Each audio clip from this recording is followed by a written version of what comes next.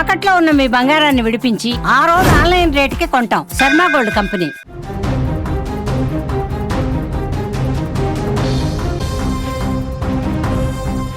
ధర్మశాల వేదికగా టీమిండియా బౌలర్లు నిప్పులు జరిగారు. చలిలో కూడా సఫారీలకు చెమటలు పట్టించారు. ఆదివారం జరిగిన 3వ టీ20 మ్యాచ్లో దక్షిణాఫ్రికాను చిత్తుగా ఓడించేసి సిరీస్లో 2-1 ఆధిక్యాన్ని సాధించింది భారత జట్టు.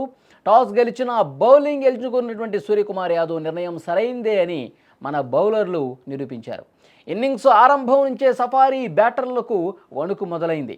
ముఖ్యంగా హర్షదీప్ సింగ్, యువ పేసర్ హర్షిత్ రాణా పవర్ ప్లేలోనే వికెట్లు తీసి దక్షిణాఫ్రికా నడ్డి విరిచేశారు.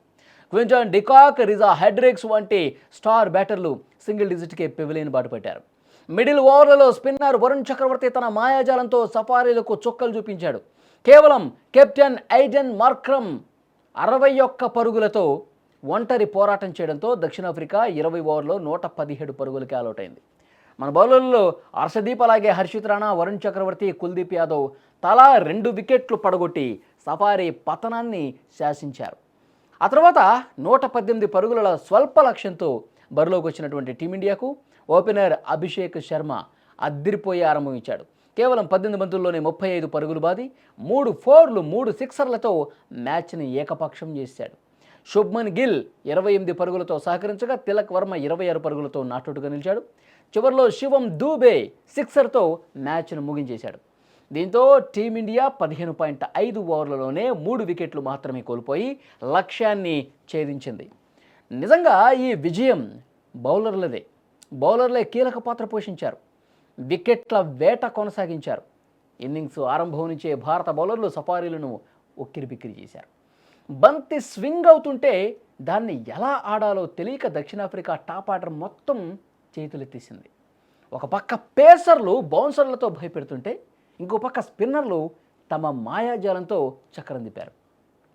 ఆ దెబ్బకు దక్షిణాఫ్రికా బ్యాటింగ్ లైనప్ మొత్తం కూడా ఒకరి తర్వాత ఒకళ్ళు ప్యాకం మేడలా కూలిపోయినటువంటి పరిస్థితి. భారీ స్కోర్ చేస్తారేమో అని చెప్పి అనుకున్నారు. దక్షిణాఫ్రికా భారీ స్కోర్ చేస్తుంది, కనీసం గౌరవప్రదమైనటువంటి స్కోరు కూడా చేయలేక చతికిల పట్టడంతో భారత క్రికెట్ అభిమానులు నిజంగా దక్షిణాఫ్రికా మొదటి బ్యాటింగ్ చేసి ఎక్కువ పరుగులు చేస్తుందేమో అనుకున్నప్పుడు కూడా మన బౌలర్లు విజృంభించడంతో ఒక గొప్ప మ్యాచ్గా ఇది నిలిచింది. బౌలర్ల విజయంగా నిలిచింది.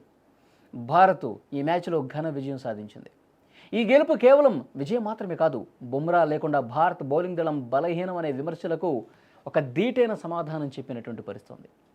నిన్నటి మ్యాచ్లో ఎవరి బౌలింగ్ మీకు నచ్చిందో డెఫినెట్గా ఈ వీడియో కింద కామెంట్ రూపంలో తెలియజేయండి.